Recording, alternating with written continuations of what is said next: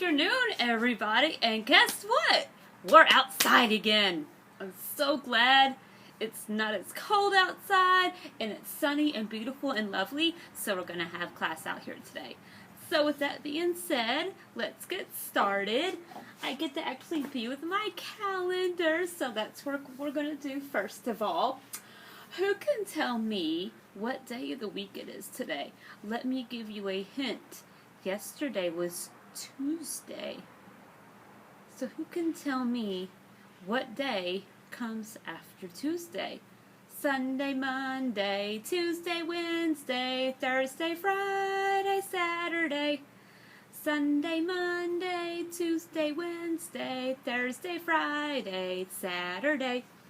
So yesterday, it was Tuesday. Today is Wednesday. Today is Wednesday. Today is Wednesday. All day long. All day long. Yesterday was Tuesday.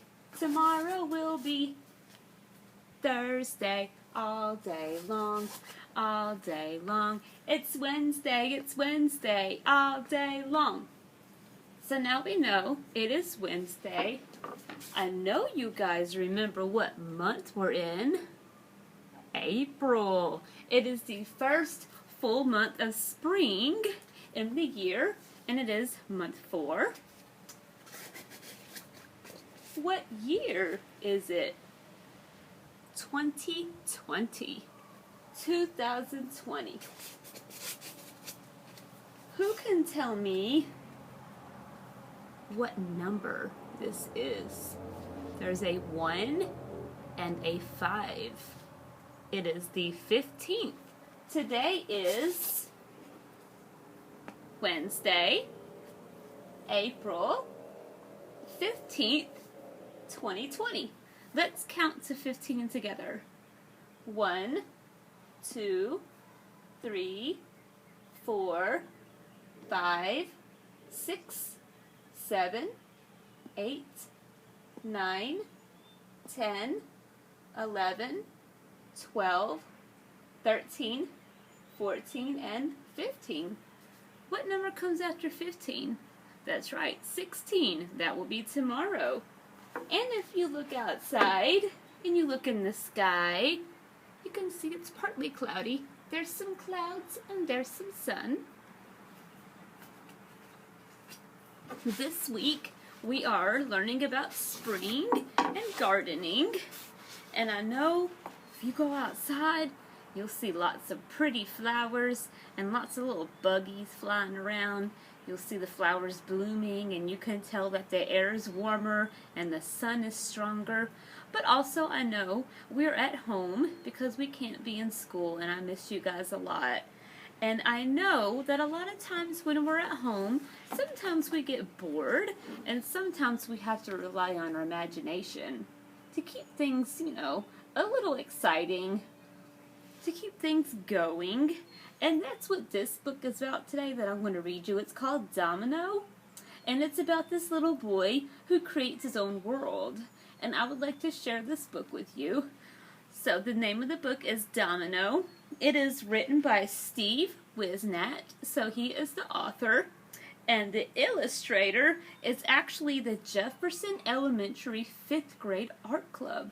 So this was actually illustrated by children like you guys, just a little bit older than you.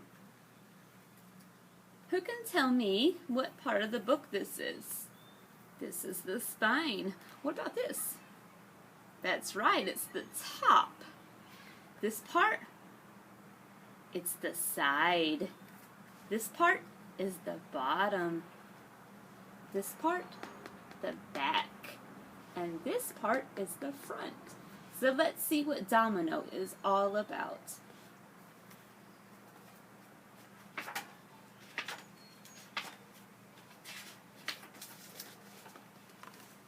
A forest covered the area behind Kevin Baker's home. Not just any old woods, but an oasis, green and thick, spread out over the local hills as far as any eye could see.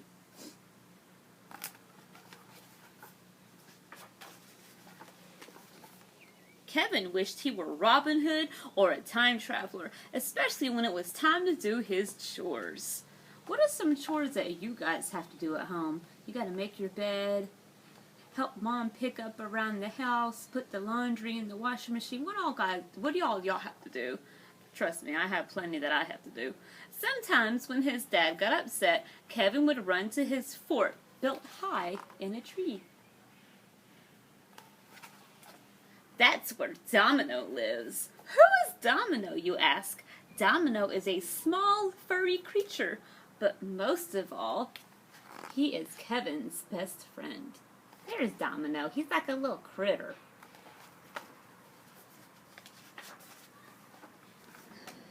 One day in the fort, Kevin shouted, "There's someone that needs our help. It's our duty to help those in need." Domino agreed. Need and agreed. Those words rhyme. Kevin pretended he was the captain of his flying fortress. "Hang on and prepare for landing," Kevin yelled to Domino. Kevin grabbed a frisbee and began to steer the ship. So he's got his own ship going on. That'd be pretty cool. After a rough landing, Kevin and Domino ran along a path. When they came to a pond, Kevin jumped behind a thicket. "They're up ahead! Get ready!" What is a thicket? A thicket's like a bunch of bushes or weeds or really tall grasses. A snake and several turtles splashed in the water. "Move in, Domino! They are firing at us!" After several minutes, the hostile creatures disappeared. Kevin stepped from behind a tree and adjusted the spaceman costume he wore last Halloween. So he's turning his last year's Halloween costume into a spaceman costume. "We got them! Good work, Domino! Call the command center and tell them we're safe. I will have a look around."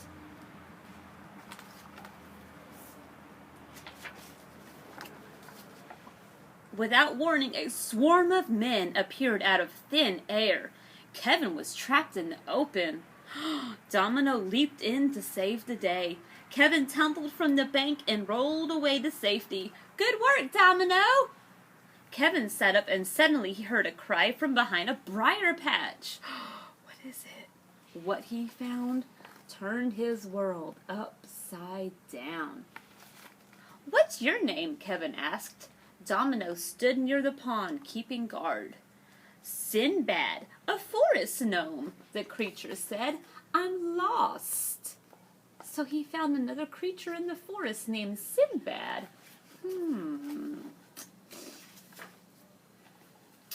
Kevin told the gnome, "You're not lost. I'm the king of these woods. We are in the forest of goodness." "Then why does everyone fight? Why are some people mean?" "They just are," Kevin explained, "but Domino and I only fight to save those that cannot take care of themselves." The ground shook and the sky turned pink. "We must return to the ship. Follow us," Kevin yelled to his new friend. The three dodged boulders raining from the gray clouds above. Now that's quite a storm. I'm glad when it rains here that it doesn't rain boulders. A boulder is a really big rock. "We'll be safe in our spacecraft," Kevin said. Once up the tree, he pushed several buttons on a plastic picture and grabbed the frisbee. What is the frisbee again? It's like the steering wheel for his ship. "Strap yourself in. This might be a bumpy ride." As quick as lightning, a bolt of pure energy slammed the ship. "We've been hit!" Kevin fell to the floor. Domino galloped to one of the controls. Only he could maneuver the craft through the asteroid belt. Kevin watched with pride as his companions saved the day. Yet again, here comes Domino to the rescue. When he awoke, he found himself in bed at home. Kevin knew his dad would be grumpy this morning. Suddenly, the door flew open. "You're helping me in the garden today," his dad said. But Kevin wanted to watch cartoons instead. Oh, poor Kevin. As his dad stomped away, Kevin heard something in the closet. Opening it, he found Sinbad and Domino under a pile of clothes. Both looked at him and smiled. Domino says we will follow you and help, Sinbad said. Ooh, so Domino and Sinbad are going to follow Kevin to the garden. I wonder what Dad's going to think.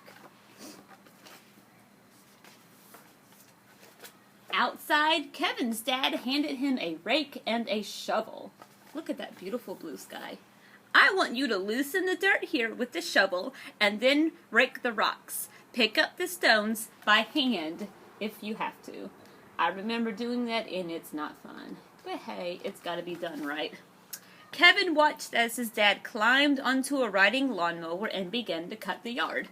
That's when he noticed Sinbad and Domino up in a tree.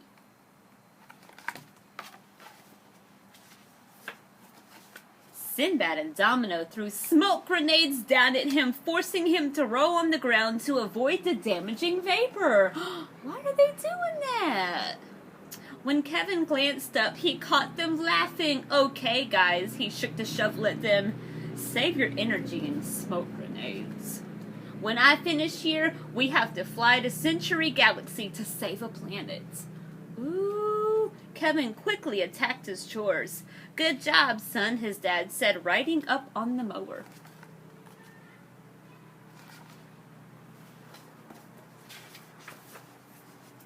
As his dad rode away, Kevin looked back up in the tree. Sinbad and Domino twirled their heads around nervously. What does twirl mean? Like spinning around, looking around in circles? Hurry, Domino said, there's a planet that needs to be saved. Kevin hurried to finish. As his dad drove the lawnmower around for a final pass, Kevin waved and said, "Can we go?" His dad said, "We?" Oops! He had forgotten that his dad didn't know about Domino and Sinbad. They had cast a spell over Kevin's dad, so he couldn't see them. So you think they really cast a spell, or were they just imaginary friends? Kevin stopped to think. I mean, can I go? Sure, his dad said, but be careful climbing onto your treehouse. Treehouse, ha, Kevin thought. If only Dad knew what it really was. And just so you guys know, this story actually won first place at the 2002 Arkansas Writers Conference. So that's pretty cool. I hope you guys enjoyed this story. Again, this story is about using your imagination and helping you even get through the most mundane part of your day. I hope you liked it. Talk to you later.